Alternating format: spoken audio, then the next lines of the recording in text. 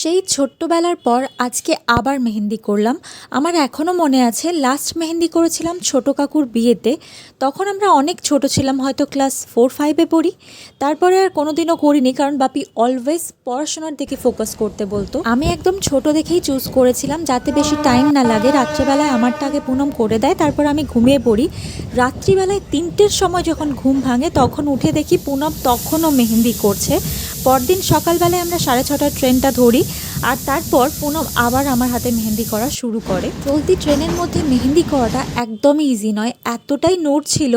পুনমের তো প্রচুর খিদে পেয়েছিল, কিন্তু সেদিন এতগুলো স্টেশন পেরিয়ে যাওয়ার পরেও ট্রেনে কিছুই উঠছিল না। করতে করতে কখন যে স্টেশন চলে এসছে, তাড়াহুড়ো করে ব্যাগগুলো প্রথমে বের করলাম। পুনম এখানে বলছে এই আঙুলটা শুধু বাকি রয়েছে।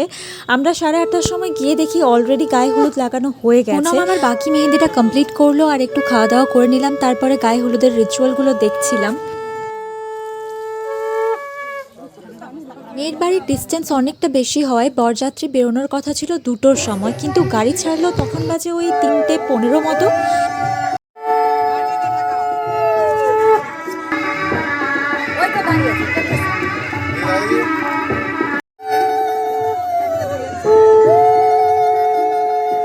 এসি কারে সুন্দর গান শুনতে শুনতে গিয়েছিলাম। লং ডিস্টেন্স বাড়াতি হয়ে আলাদাই একটা এক্সপিরিয়েন্স হয়েছে। সুন্দর ভাইব নিতে নিতে মজা করতে করতে গিয়েছিলাম সবাই মিলে।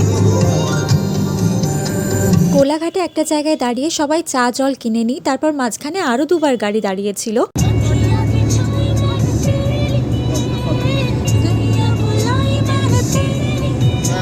মেয়ের বাড়ি পৌঁছায় 7টা। গিয়ে প্রথমেই খাই কফি, চিকেন পকোড়া, আর ছিল 2 টাইপ অফ প্যাটিস আর নিম্বু পানি। বৌদিকে এখানে খুব সুন্দর লাগছিল, কিন্তু আমার ফোনের ক্যামেরা এখানে জাস্টিসই করতে পারছে না। আর সত্যি কথা বলতে আমি খুব ভালো করে ক্যাপচার করেও উঠতে পারিনি। সো ইয়া, তারপরে বিয়ে স্টার্ট হয় ফাইনালি।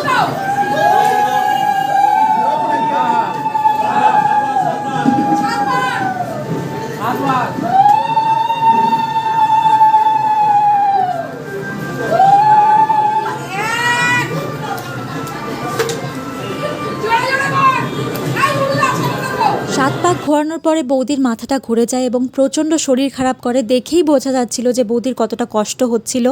আর এটা তো স্বাভাবিক ব্যাপার, সারা দিন না খেয়ে কাউকে যদি এইভাবে 7 পাক ঘোরানো হয় তাহলে তো ডেফিনেটলি মাথা তো ঘুরবেই আর শরীর তো খারাপ করবেই।